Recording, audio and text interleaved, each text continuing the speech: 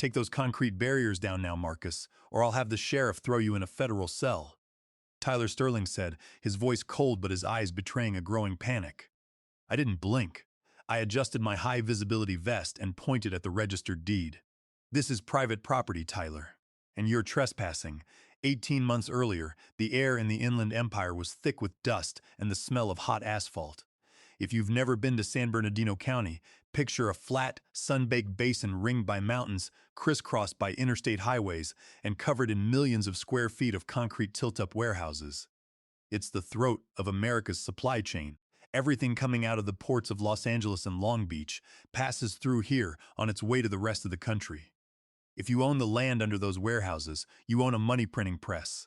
My name is Marcus Thorne. For 20 years, I've worked as a senior land surveyor and site acquisition specialist. I don't buy the land. I'm the guy who walks the boundaries with a Trimble GPS receiver, reads the fine print on the preliminary title reports, and makes sure the company doesn't buy a swamp or a legal nightmare. It's a quiet, tedious job, and that suits me just fine. I like clear lines, concrete markers, and registered deeds. Land doesn't lie. People do, but land records don't. I worked for Apex Logistics Developers. We were one of the mid-sized players in the logistics boom, carving out 50-acre parcels from old dairy farms and citrus groves to build distribution centers. The founder of the company, Greg Sterling, was an old-school Texas developer who built the business on relationships, hard work, and a strict adherence to local zoning codes. But Greg was getting old, and he was stepping back from day-to-day operations. That's when the trouble started. In the spring, Greg's nephew, Tyler Sterling, was appointed as the regional vice president for the Southwest Division. Tyler was 32, wore tailored suits to dusty construction sites, and had an MBA from a school that clearly didn't teach property law. He cared about two things: speed and cost reduction. He had a massive bonus tied to closing 5 new warehouse sites before the end of the third quarter, and he didn't care whose toes he stepped on to get it. The project that brought us to a head was the Route 18 logistics hub. It was a prime piece of property, 50 acres of flat land directly off the state highway. The plan was to build a 500,000 square foot facility, a $22 million investment. We already had a tenant lined up, a major e-commerce giant that wanted to use it as a regional sorting facility. The lease agreement was worth millions annually, but it had a strict occupancy deadline with heavy penalties for delays. I was tasked with running the due diligence and boundary survey for the purchase. When I pulled the parcel maps from the county assessor's office and cross-referenced them with the preliminary title report from Chicago Title, I noticed a discrepancy. The 50-acre parcel was shaped like a boot. The main body of the land was separated from Route 18 by a steep ravine on the west and a state park boundary on the north and east. The park was protected land. You couldn't get a utility easement through there if you had a direct line to the governor. The ravine was a 100-foot drop of unstable sandstone. Building a structural bridge capable of handling 80,000-pound Class 8 freight trucks would cost millions and take a year in environmental permitting alone.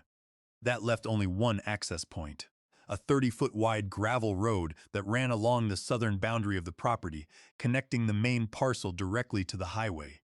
On the county maps, it looked like a standard easement.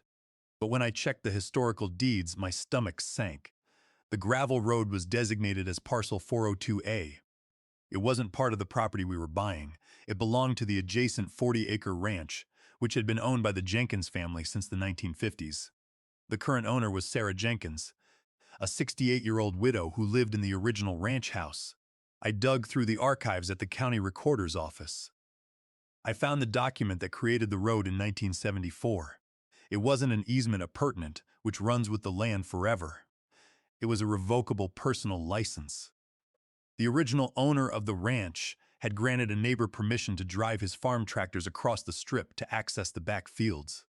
The document explicitly stated that the permission was personal to the neighbor, could not be assigned to a third party, and could be revoked by the grantor or her heirs at any time with 30 days written notice. This was a massive red flag. If Apex bought the 50-acre parcel and built the warehouse, we would be entirely dependent on Sarah Jenkins' goodwill to get in and out of the property. If she decided to revoke the license, our $22 million warehouse would be completely landlocked, legally inaccessible, and practically worthless. I immediately wrote a detailed report attaching the 1974 license document, the county plat maps, and a copy of the Chicago title exceptions list. The title company had, of course, listed parcel 402A under Schedule B. Section 2, exception they would not insure. They were smart. They weren't going to guarantee access over a road we didn't own. I scheduled a meeting with Tyler in the regional office in Ontario. The office was sleek, filled with glass walls and architectural models of warehouses we hadn't built yet. Tyler sat behind a massive mahogany desk, tapping his iPhone. I laid out the maps on his desk and explained the situation. "Tyler, we have a major title defect on the Route 18 project," I said, pointing at the gravel strip. "This access road is private property. It's owned by Sarah Jenkins. We don't have an easement. We only have a revocable license. If we close escrow on this land without acquiring the road, we are at her mercy." Tyler didn't look up from his phone. "Who is Sarah Jenkins?" "A widow. She runs a small equestrian farm next door. She's been there for 40 years. Tyler shrugged. "So what? The road has been used for 50 years. Under California law, that's a prescriptive easement. We have a right to use it. Our lawyers can handle a simple easement claim in their sleep." "No, they can't," I countered, keeping my voice flat. "A prescriptive easement requires hostile use. The 1974 agreement proves the use was permissive. Permissive use defeats any claim of prescription. It's black-letter law. If we go to court, we lose. We need to approach her and buy the strip of land. I estimate she'll want around $300,000 to $500,000, and we'll need to grant her some fencing and dust mitigation." Tyler finally looked up, his eyes cold. "500,000 for a dirt path? Are you out of your mind? Marcus, we're already over budget on the site prep. I'm not spending $500,000 on a strip of dirt that we're already driving our trucks over." "If you don't have a project," I said. "The title company won't insure this access. The construction lender will pull the financing the moment they see the exceptions on the final Alta policy." Tyler leaned back in his chair, a smug smile on his face. "Then we don't use a bank. I am closing this deal using our regional private equity discretionary fund, $25 million in cash. We close escrow this week before Vanguard's backup offer kicks in. We bypass the bank's underwriters entirely, build the facility, and refinance it with a commercial mortgage once the tenant moves in. As for Mrs. Jenkins, it's simple math, Marcus. She lives on a pension of $20,000 a year. Apex has a litigation budget of $2 million. When her legal bills hit $10,000, she will sign whatever easement we put in front of her. Sign off on the due diligence report."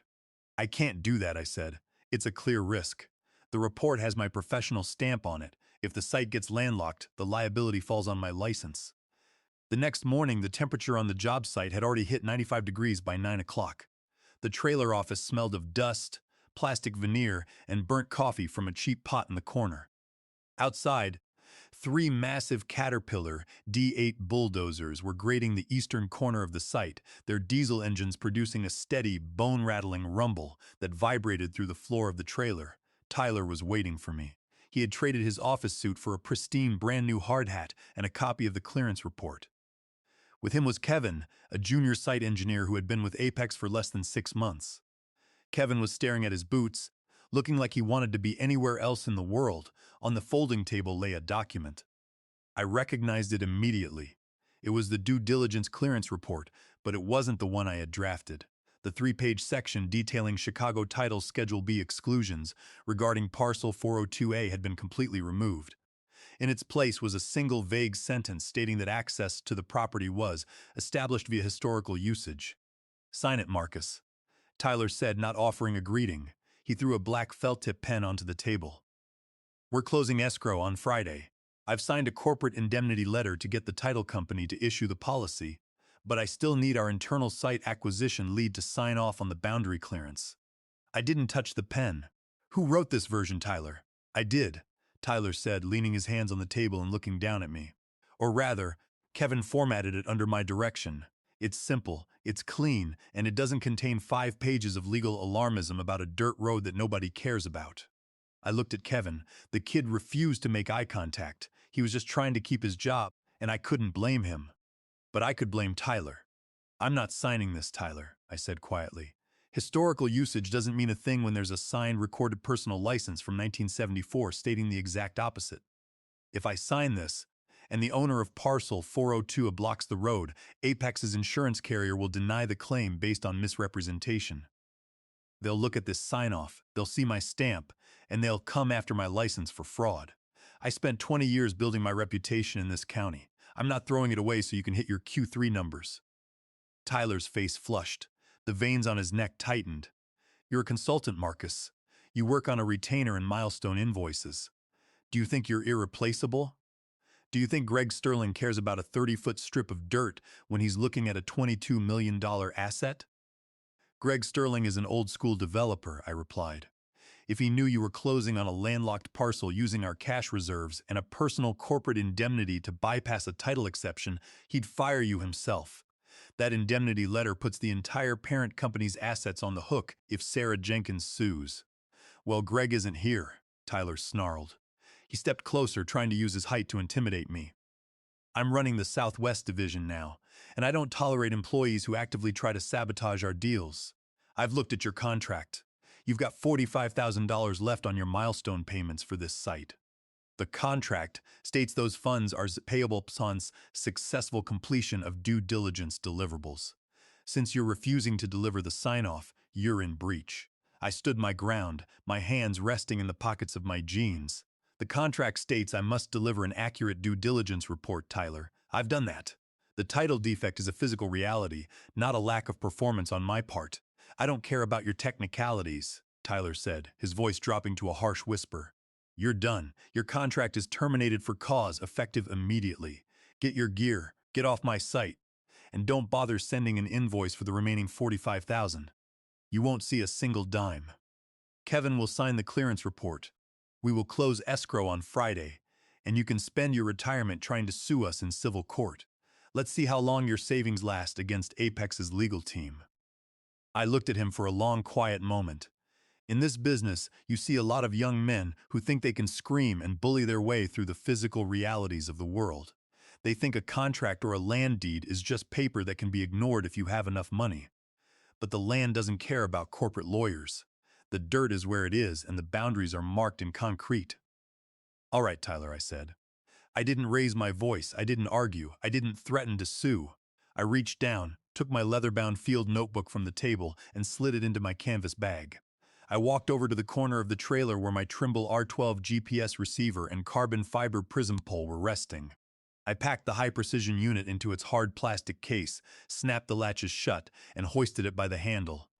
Kevin, I said, looking at the young engineer, make sure you back up your project files. You're going to need them. Kevin looked up, his eyes wide and anxious. Marcus, I'm sorry, Don't worry about it, kid, I said. Just keep your head down. I walked out of the trailer. The midday heat hit me like a physical wall. I walked across the graded dirt, my boots crunching on the gravel, and loaded my gear into the back of my Ford F-150.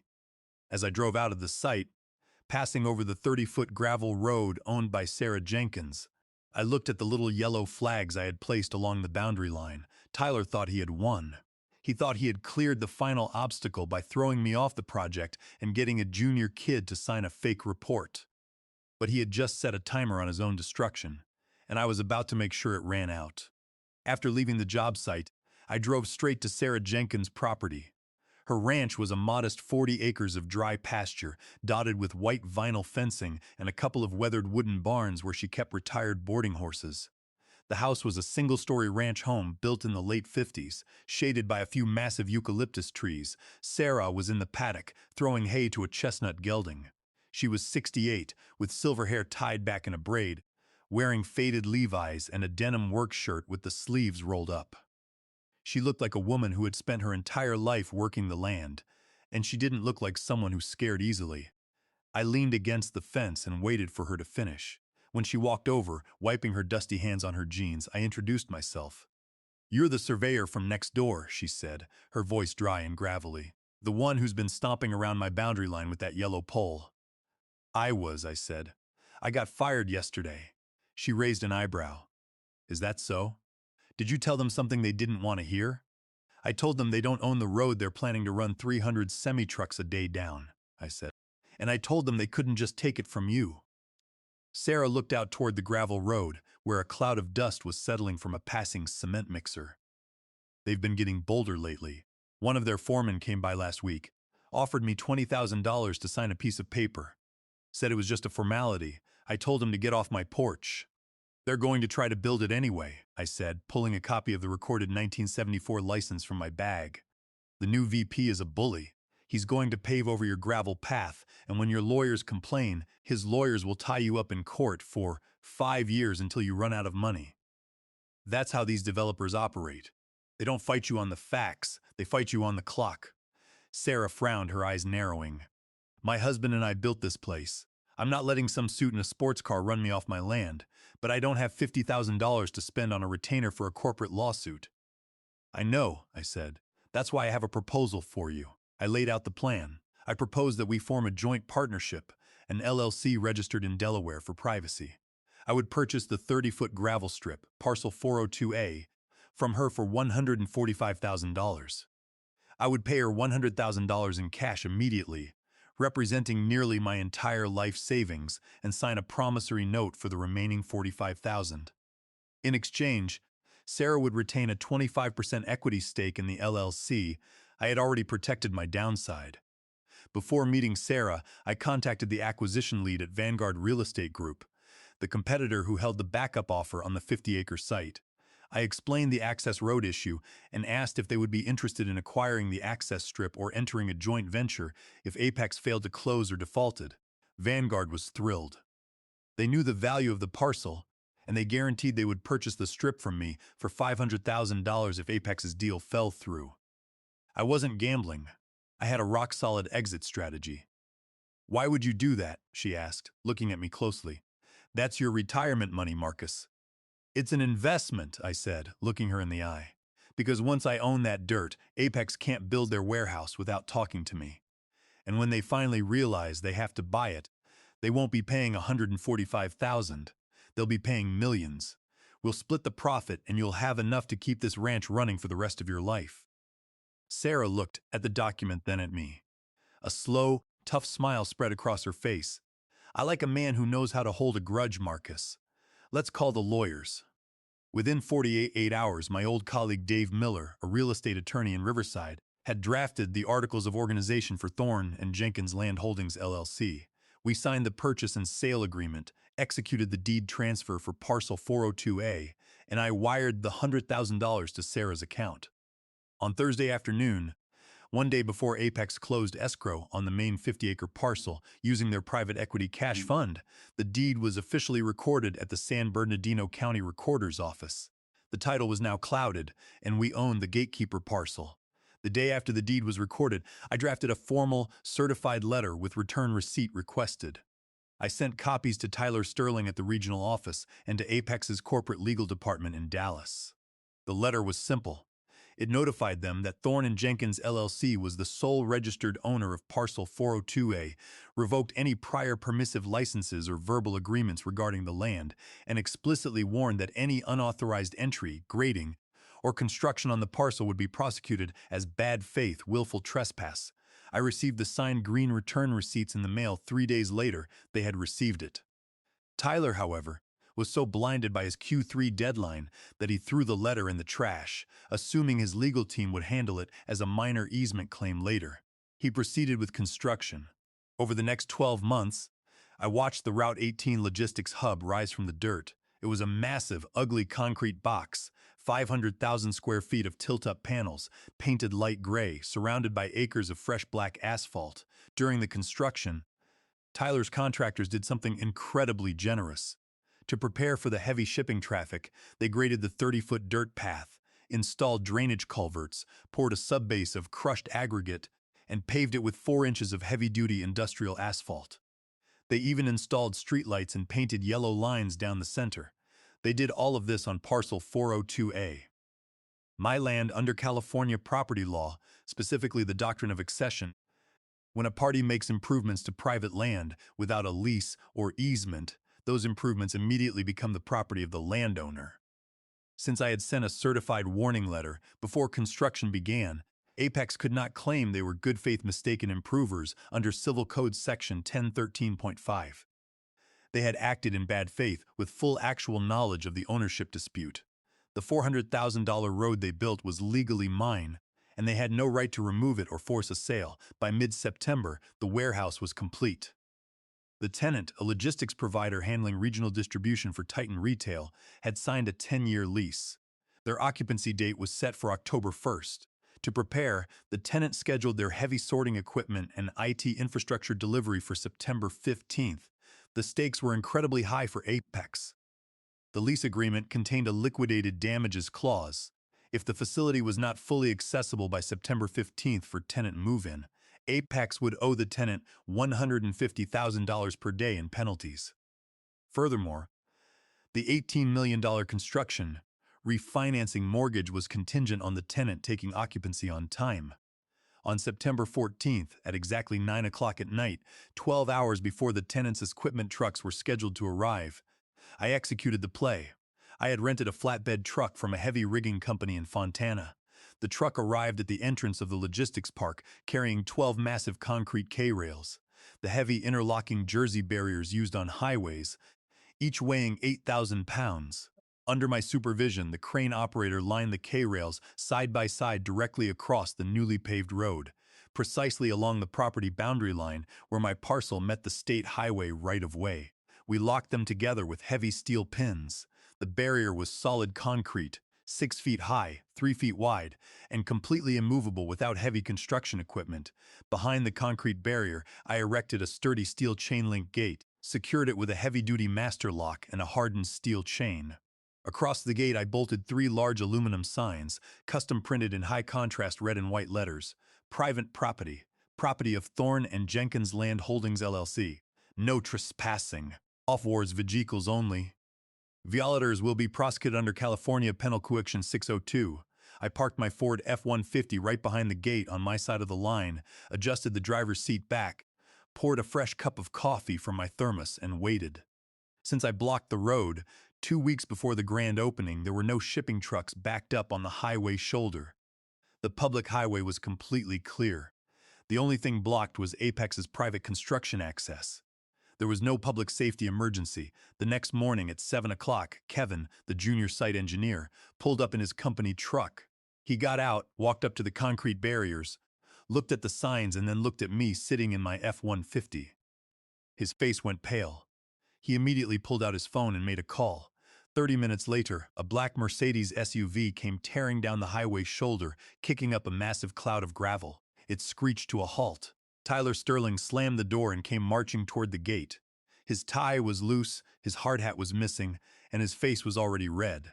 "Take those concrete barriers down now, Marcus, or I'll have the sheriff throw you in a federal cell," Tyler screamed, his face purple. I didn't blink. I rolled down my truck window, adjusted my high-visibility vest, and pointed at the registered deed taped to the steel gate. "This is private property, Tyler, and you're trespassing. You're extortionist trash," Tyler roared, rattling the chain-link gate. "We own this project. We paved this road. You don't own anything but a worthless dirt track, and our legal team will have you bankrupt by noon." "Apex paved my road," I corrected him calmly. "Under California Civil Code Section 1013, those improvements belong to the landowner now. I appreciate the free asphalt, Tyler. It's a nice touch."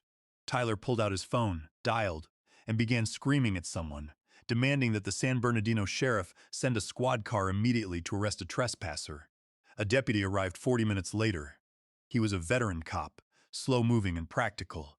He looked at the concrete barriers, and then looked at the folder of documents I handed him through the gate. The folder contained our recorded grant deed, the parcel maps showing parcel 402A, and the incorporation papers of Thorne and Jenkins Land Holdings, LLC.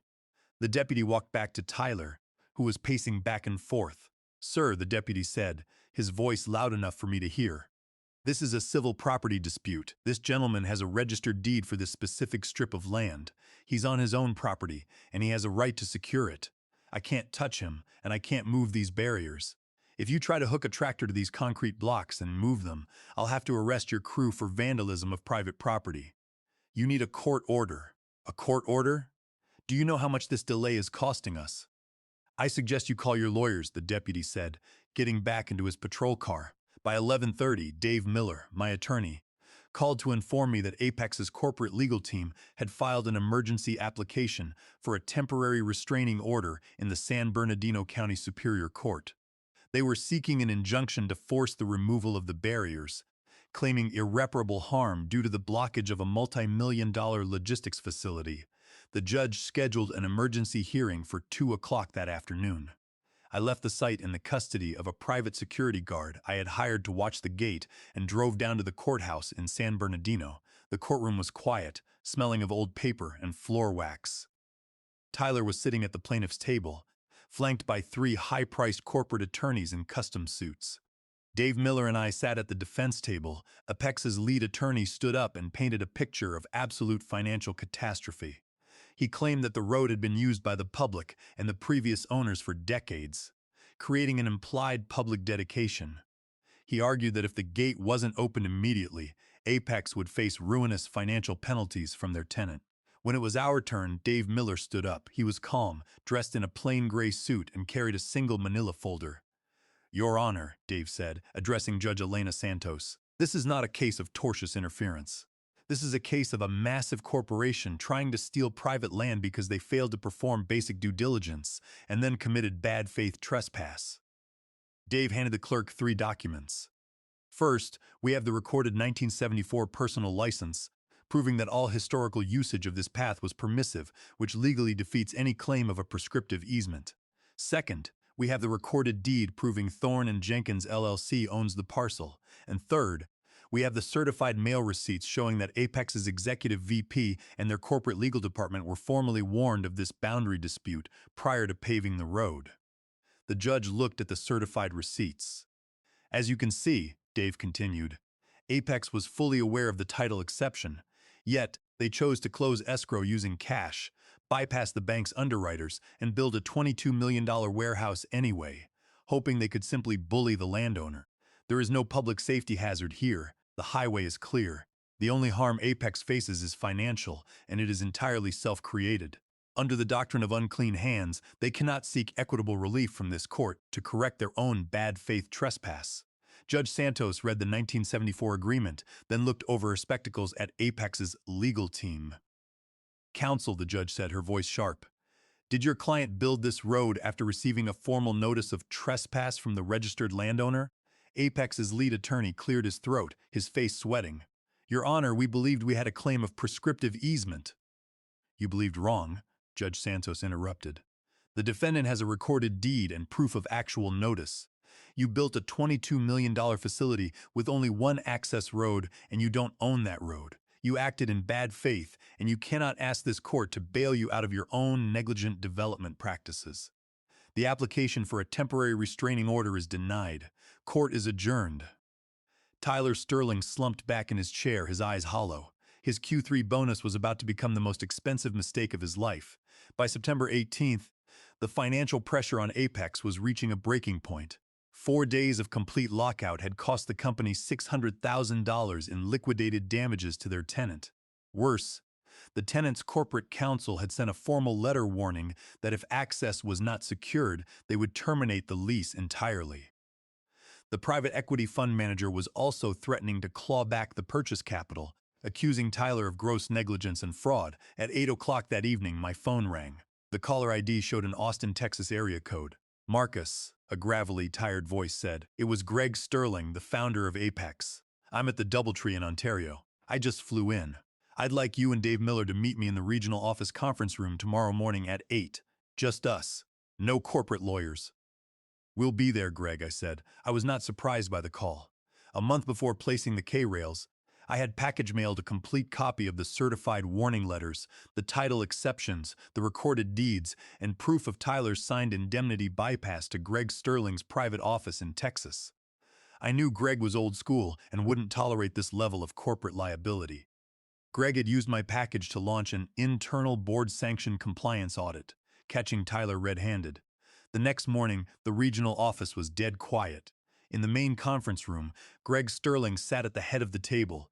He looked like a man who had built an empire with his hands and was watching his nephew burn it down. Tyler sat at the far corner of the table.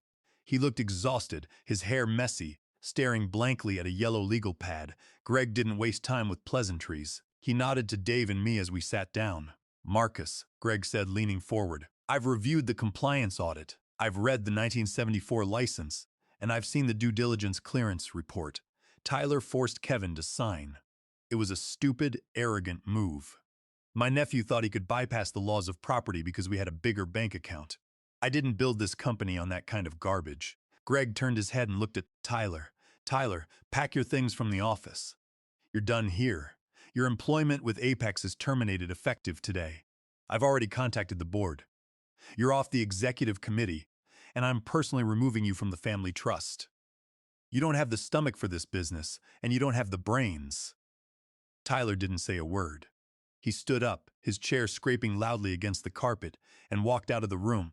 Shutting the door behind him, Greg watched him go, sighed, and then turned back to me. Now, Marcus, the damage is done. The tenant is threatening to pull out, and the bank is breathing down my neck. You have the property deed, and you have the court ruling. What is it going to take to buy that strip of land from you? Dave Miller slid a draft settlement agreement across the table. $3.5 million for the transfer of parcel 402A, Dave said, paid via wire transfer into Thorne & Jenkins LLC's escrow account. In addition, Apex will pay Marcus Thorne the outstanding $45,000 on his consulting contract, plus a $50,000 consulting retainer to oversee the transition and sign off on the final Alta survey. Finally, we require a mutual release of all claims, ensuring Apex and its affiliates cannot pursue civil action against Marcus Thorne, Sarah Jenkins, or the LLC in the future. Greg looked at the terms. He didn't flinch. For a company facing the loss of a $22 million asset, an $80 million lease, and a technical default on an $18 million loan, $3.5 million was a cheap escape. We spent the next 3 days in intense calculated negotiations, ironclad-proofing every clause in the release. I'll have the wire initiated by noon, Greg said. I'll sign the agreement now. I want those concrete barriers down by 3 o'clock. Can we agree on that? The rigging crew is on standby, I replied. The moment Dave confirms the wire transfer is cleared, the K-rails come down. We signed the papers by 2:30 that afternoon. Dave received confirmation that the $3,500,000 plus the $45,000 unpaid invoice and the $50,000 consulting retainer had been deposited into the LLC's escrow account. I called the flatbed crane company. By 4 o'clock, the concrete barriers were gone, the steel gate was dismantled, and the road was clear. The first line of shipping trucks began rolling into the Route 18 logistics hub, their tires humming on the smooth asphalt that Tyler had paid to lay down on my land. A week later, I sat with Sarah Jenkins in Dave's office to distribute the funds. After paying Dave's legal fees, we split the remainder based on our LLC agreement. Sarah walked away with nearly $1 million in net proceeds, on top of the $100,000 I had paid her for the deed. She smiled, telling me she was going to use the money to build a new indoor riding arena for her horses and pay off the ranch mortgage, vowing to never look at a warehouse developer again. As for me, I cleared over $2.4 million. I retired from Apex for good and established Thornland Consulting LLC. I bought a small office in Redlands, where I now specialize in helping independent landowners and small businesses defend their property boundaries against aggressive commercial developers. Sometimes, I still drive down Route 18. I look at the massive gray warehouse, the constant stream of container trucks turning off the highway, and the clean paved asphalt of parcel 402A. Tyler Sterling tried to bypass the boundaries to secure a quick bonus. But in the end, he learned the hard way. You can ignore the surveyor, but you can't ignore the dirt.